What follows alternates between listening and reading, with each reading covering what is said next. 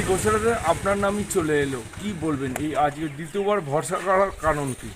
ধন্যবাদ জানাই মাননীয় নেত্রী মমতা বন্দ্যোপাধ্যায়কে, ধন্যবাদ জানাই আমাদের সেনাপতি অভিষেক বন্দ্যোপাধ্যায়কে, যে 5 বছর কাজ করার চেষ্টা করেছি, দলকে এগিয়ে নিয়ে যাওয়ার চেষ্টা করেছি, মানুষের সাথে 5টা বছর ছিলাম।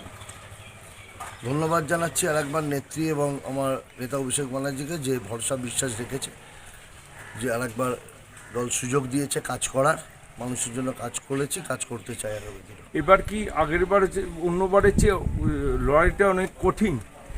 দেখুন, 2021-এর লড়াইটা আরও বড় কঠিন ছিল, কিন্তু 2026-এর যে লড়াই, আমার মনে হয় না যে লড়াই হবে বলে।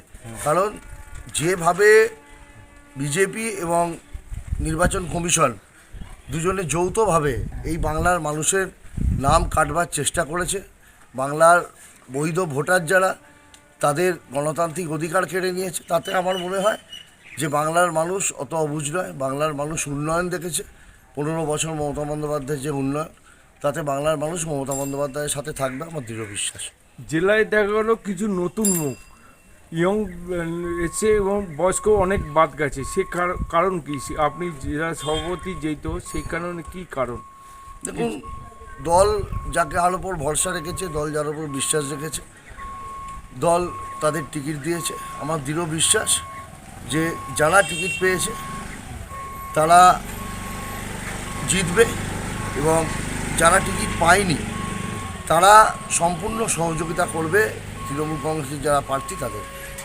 সেক্ষেত্রে এখানে দেখা গেলো চণ্ডীতলার বিধায়কের নাম যে কালেকশন লিস্টে আছে, তিনিও প্রার্থী হয়েছে, সেক্ষেত্রে কি বলবেন? এই না, এটাই তো আমরা বলছি যে মানুষের বৈধ ভোটার, যে ভারতবর্ষের নাগরিক, তার নাগরিকত্ব তাদের চলে যাচ্ছে।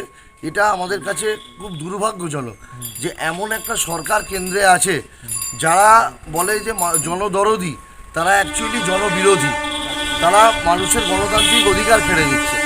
যে চণ্ডীতলার বিধায়ক আমাদের সাথী খন্দকার, তার স্বামী যিনি সাংসদ ছিলেন, যিনি বিধায়ক ছিলেন, যিনি তিনবারের বিধায়ক সাথী খন্দকার, তার নাম অ্যাডজুডিকশনে আসে, এটা দুর্ভাগ্য ছাড়া কিছু হতে পারে না।